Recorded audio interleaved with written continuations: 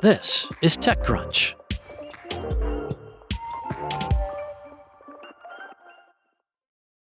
Few energy sources can actually top geothermal's potential, with at least 42 terawatts of capacity available worldwide.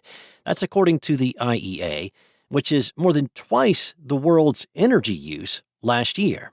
Now, the technology is shaping up to be the energy world's dark horse, even though investment in the tech pales in comparison to startups in advanced nuclear fission and fusion power. Now, that makes the $19 million in seed funding raised by a startup called Critical Energy especially notable.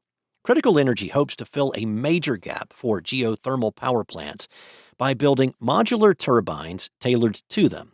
The funds are earmarked to build its first 2.5 megawatt project, the startup exclusively told TechCrunch.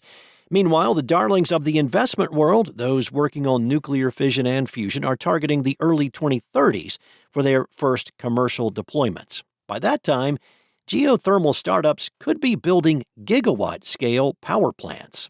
Spencer Jackson, co-founder and CEO of Critical Energy, told TechCrunch, geothermal is going to beat them to it by a lot.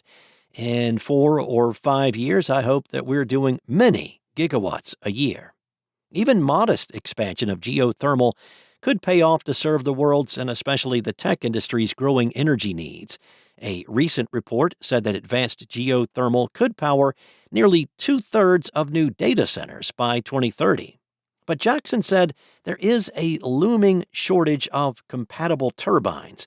Many projects today are specifying large turbines, which can take months to years to assemble on site. He said, it's still way faster and cheaper to make it the other direction, to build it in a factory. Critical Energy hopes to fill the gap with modular turbines. To design them, Jackson leaned on his experience at SpaceX, where he worked on Falcon Heavy, Starship, and the Raptor rocket engine. To build them quickly, Critical Energy is working with machine shops to make the turbo machinery and other turbine components, which resemble rocket engines. It's buying other parts off the shelf for now. In the future, the startup may decide to bring other pieces in-house, similar to how Tesla and SpaceX have done. The first power plant to use Critical Energy's turbines is scheduled to be completed by next year and will be installed at an existing geothermal site similar to those found in Iceland or at the geysers in Northern California.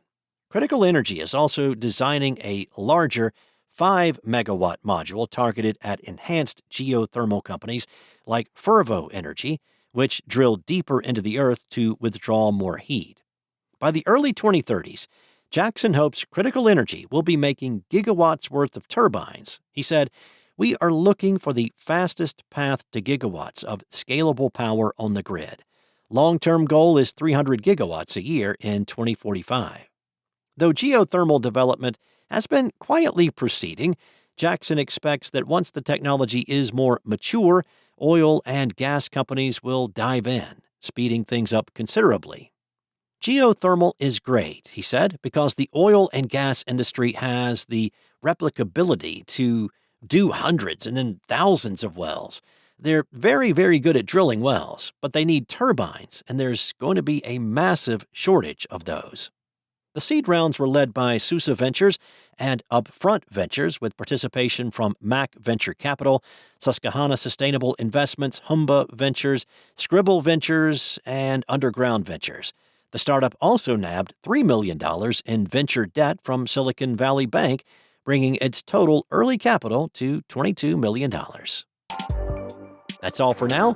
For the latest in tech news, go to TechCrunch.com.